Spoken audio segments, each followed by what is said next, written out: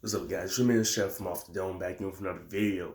And this is your bonus for the weekend. We release new videos every Monday, Wednesday, and Friday usually. Music Mondays, the Wednesday wrap where we do news and videos. And then Friday's the Flashback Friday, either the Free Friday, where you can do any topics. Anyway, we get into today's video, short one. But French Montana just released an album. It's called Montana.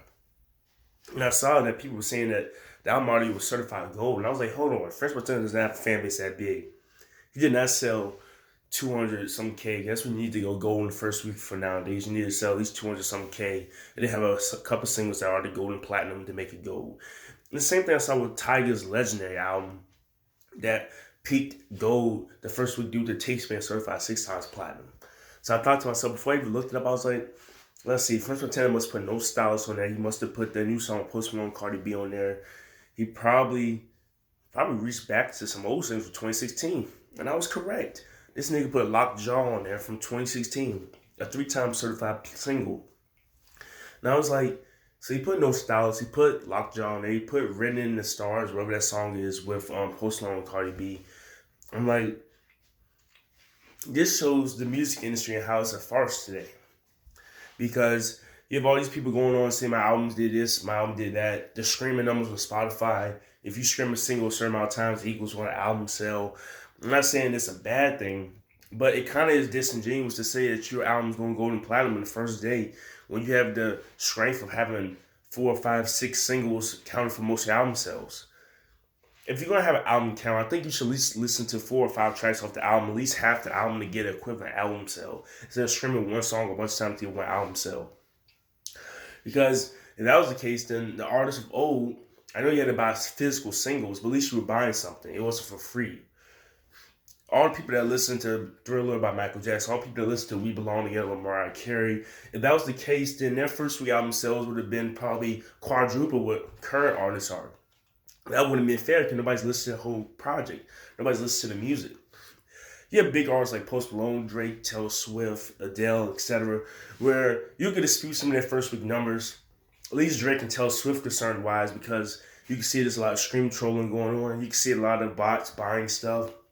That's what happens when you're a bigger artist. But French Montana, I'm not trying to knock his hustle. I'm not trying to say it's bad that he's doing this his tactic, because in a way it is helping them out. Because those are old singles that he released from 2016 and 2017 that now get more attention, that people probably going to re-stream and re-listen to. And it's going to cause that track to go more times platinum and gold certified. But for RA to come out and say that his album went gold the first day, and for people to start saying that his first week numbers are so excellent, when reality, dude's probably going to debut at number 3 or 4 on the Hot Billboard 200 and probably have about, I get first 60,000 units first week, maybe, because at the height, his peak, when Jungle Rules released, I think they only did 78K, and he had the biggest single in the world at that time. So just do some little clarity. Just saying that it's not French's fault, it's the label. I get it, it's Epic, it's Bad Boy. I don't know if he's signed a Bad Boy anymore. They didn't even list him on Bad Boys. I don't even know if he's still signed a Diddy, but I'm assuming he is.